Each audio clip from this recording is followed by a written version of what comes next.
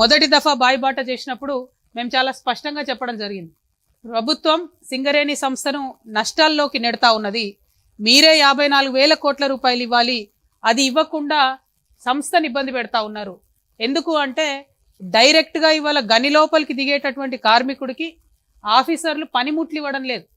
ఎందుకు ఇవ్వడం లేదు అని అంటే పనిముట్లు కొనడానికి మా దగ్గర డబ్బు లేదు, ప్రభుత్వం డబ్బు ఇవ్వలేదని స్ట్రేట్ ఫార్వర్డ్గా ఆఫీసర్లు చెప్తున్నటువంటి పరిస్థితి.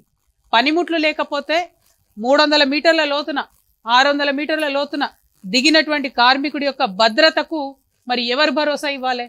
పనిముట్లు లేనటువంటివి, మెషిన్లు రిపేర్ కాకుండా ఉంటే అదనంగా అయ్యేటటువంటి శారీరక శ్రమకు ఏమన్నా కాంపన్సేషన్ ఇస్తున్నామా? ఇస్తలేం. ఇవాళ ఇక్కడికి డిస్మిస్ కార్మికులు వచ్చినారు. 100 మస్టర్ 150 మస్టర్ అని చెప్పి వాళ్ళకేమో స్ట్రిక్ట్ రూల్స్ పెడతారు. కార్మికులు బాయిలోకి దిగాలంటే 8:30 లోపల మ్యాన్ రైడింగ్ మెషిన్ ఎక్కాలా, లేకపోతే బంద్ చేస్తామని చెప్తారు. మరి ఆ రూల్స్ రెగ్యులేషన్స్ ఆఫీసర్లకు వర్తించవు. ఆ రూల్స్ రెగ్యులేషన్స్కి పెద్ద జాబ్లు ఉన్న వాళ్ళకి వర్తించవు. మరి 1 విజన్ 1 ఫ్యామిలీ, సింగరేణి ఫ్యామిలీ అని చెప్తారు. కానీ ఇవాళ సింగరేణిలో 2 విజన్స్ ఉన్నాయి, 2 ఫ్యామిలీస్ ఉన్నాయి. ఆఫీసర్లకు ఒక రూలు, కార్మికులకు ఒక రూలు.